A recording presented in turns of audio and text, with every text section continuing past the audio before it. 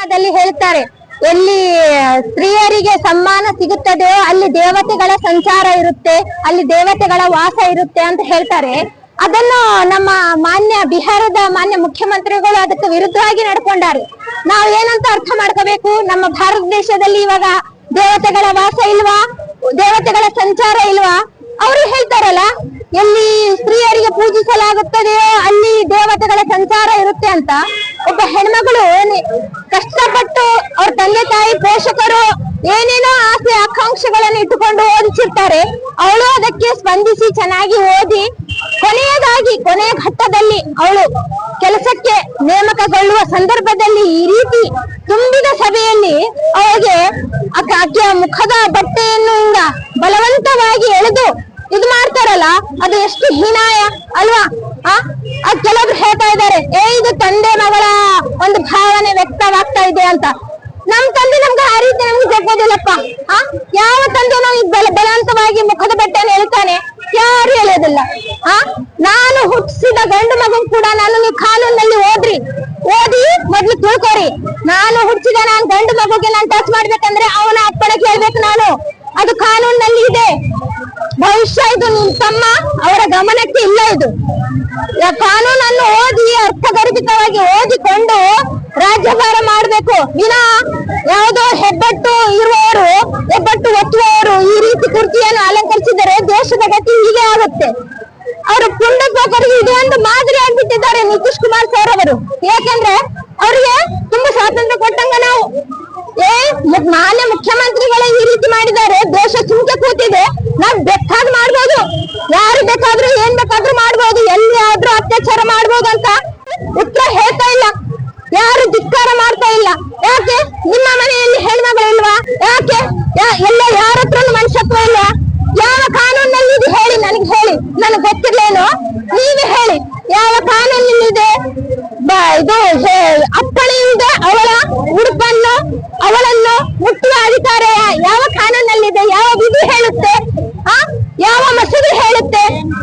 ಕಾನೂನನ್ನ ತಮ್ಮ ಮನಸ್ಸಿಗೆ ಹಾಗೆ ತಿರುಗಿ ಹಾಕಿ ಎದ್ವಾ ಮಾಡಿ ತಿದ್ದುಪಡಿ ಮಾಡಿ ಈ ರೀತಿ ಮಾಡ್ತಾ ಇದ್ದೀರಲ್ಲ, ಇಂತ ತುಂಡ ನಾಯಕರಿಗೆ ಚೀಟ್ ಮೇಲೆ ಕೂರಿಸ್ತಾ ಇದ್ದೀರಲ್ಲ, ದೇಶದ ವ್ಯವಸ್ಥೆಯನ್ನು ಹದಗೆಡಿಸ್ತಿದ್ದೀರಲ್ಲ, ನಿಮ್ಗೆ ನಾಚಿಕೆ ಬರ್ಬೇಕಂದ್ರೆ ಅದ್ರಲ್ಲಿ ಅರ್ಹತೆಗಳು ಇರ್ತವೆ.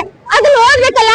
ದಿವಾಳಿ ಆಗಿರ್ಬಾರ್ದು, ಮನಸ್ಥಿತಿ ಚೆನ್ನಾಗಿರ್ಬೇಕು. ಅಂಥವರಿಗೆ ನಾವು ಆಯ್ಕೆ ಮಾಡ್ಬೇಕು, ಅಂಥವರಿಗೆ ನೇಮಕ ಮಾಡ್ಬೇಕು. ಇದು ಗೊತ್ತಿಲ್ವಾ? ಮಾನಸಿಕ ಸ್ಥಿತಿ ಕಡಿಮೆ ಇದ್ದವರಿಗೆ ಯಾಕೆ ತಂದು ಕೂರಿಸ್ಬೇಕು ಉನ್ನತ ಸ್ಥಾನದಲ್ಲಿ? ಗೊತ್ತಿಲ್ವಾ? ಇದು ಇಲ್ಲಿ ಸೈಕಲ್ ಪಂಚರ್ ಮಾಡೋರ್ಗನ್ ಕೇಳಿದ್ರೆ ನಾವು ಅವ್ರಿಗೆ ಹೇಳ್ತಾರೆ, ಇದು ಸರಿ ಏನಂತದ್ದು, ಇದು ಸರಿಯಲ್ಲ, ಇದು ಇನ್ನೊಬ್ಬರ ಪರ್ಮಿಷನ್ ಇಲ್ಲದೆ ಇನ್ನೊಬ್ಬರಿಗೆ ಟಚ್ ಮಾಡೋದು ಸರಿಯಲ್ಲ ಅಂತ ಅವ್ರಿಗೆ ಇದೆ ನಾಲೆಜು. ನಿಮಗೆ ಬೇಡವಾ? ನೀವು ಜವಾಬ್ದಾರಿಯುತ ಮನುಷ್ಯರು. ನೀವು ಎಲ್ಲೋಗಿದ್ದೀರಾ? ಎಲ್ರು ನಿಮ್ಮ ಮನೆಯಲ್ಲಿ ಯಾರು ಇಲ್ವಾ? ಇದು ದೇಶದ ಗಟ್ಟಿ ಯಾವ ಕಡೆ ತಗೊಂಡು ಹೋಗ್ತಾ ಇದ್ದೀರಾ ನೀವು? ಅದೇನ ಅಂತಾರಲ್ಲ, ಊರಿನ ಜನ ಮುಂದೆ ಅಗಸಿ ಮುಂದೆ ಚಪ್ಪಲಿ ತಗೊಂಡು ಹೊಡೆದು ಮನೆಯಲ್ಲಿ ಬಂದು ಕಾಲು ಮುಗಿದಿರಂತೆ ಅಂತ. ಆ ರೀತಿ ಆಯ್ತು ಲೆಕ್ಕ.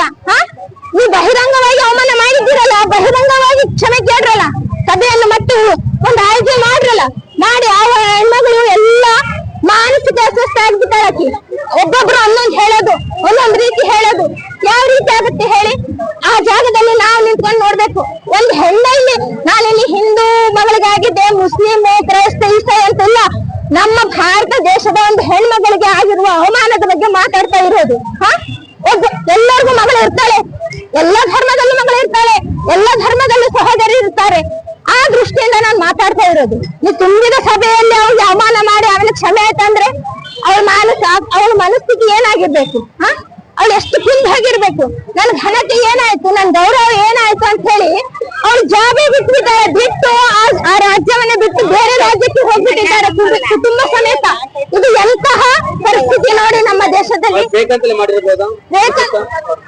ಮಾಡಿದ್ದಾರೆ, ಮತ್ತೆ ಉದ್ದೇಶ ಪೂರ್ವಕವಾಗಿ ಮಾಡಿದ್ದಾರೆ.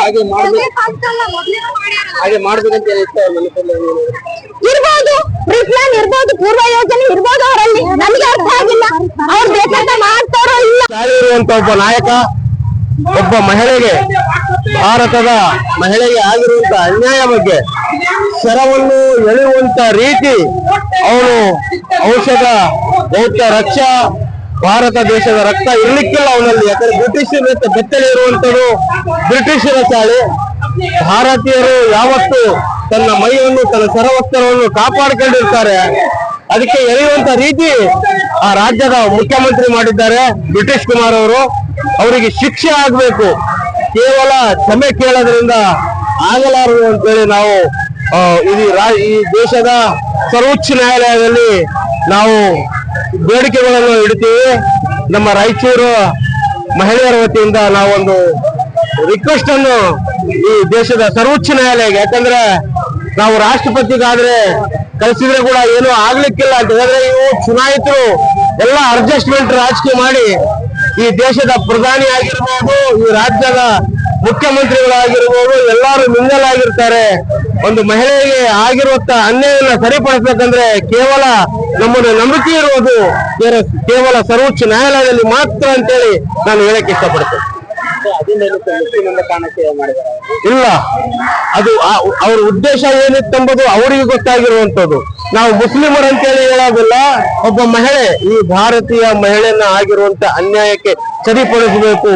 ಆಕೆ ಮುಸ್ಲಿಂ ಅಂತೇಳಿ ಅಲ್ಲ, ಕೇವಲ ಮುಸ್ಲಿಂ ಅಷ್ಟೇ ಶರವಸ್ತ್ರವನ್ನು ಹಾಕೊಳ್ಳಲ್ಲ. ಈ ದೇಶದಲ್ಲಿ ರಾಜಸ್ಥಾನಿ ತಮ್ಮ ರೀತಿಯಲ್ಲಿ ಹಾಕಂತಾರೆ, ಮುಸ್ಲಿಮರು ತನ್ನ ರೀತಿಯಲ್ಲಿ ಹಾಕಂತಾರೆ. ನಮ್ಮ ಹಳ್ಳಿಗಳಲ್ಲಿ ತನ್ನ ತಲೆಯಲ್ಲಿ ಹಾಕುವಂತ ಶರವಸ್ತ್ರ ಇರುತ್ತೆ. ಹಲವಾರು ರೂಪ ಇದಾವೆ ಅದರಲ್ಲಿ. ಅದೊಂದು ಭಾರತೀಯರಿಗೆ, ಅದೊಂದು ಮುಸಲ್ಮಾನರಿಗೆ ಇರುವಂತ ಬುರ್ಕಾ ಎಂಬುದು ಒಂದು ಶರವಸ್ತ್ರ. ಅದು ಏನಿಲ್ಲ, ಶರವಸ್ತ್ರ ಹುಟ್ಟುವುದು ಇನ್ನೊಂದು ಅಧಿಕಾರ ಇಲ್ಲ. ತನ್ನ ಮಾಡ್ಕೊಂಡಿರುವಂತ ಗಂಡ ಕೂಡ ಆ ಶರವಸ್ತ್ರ ಮುಟ್ಟಬೇಕಂದ್ರೆ ಕೇಳಿ ಮುಟ್ಟಬೇಕಾಗುತ್ತೆ.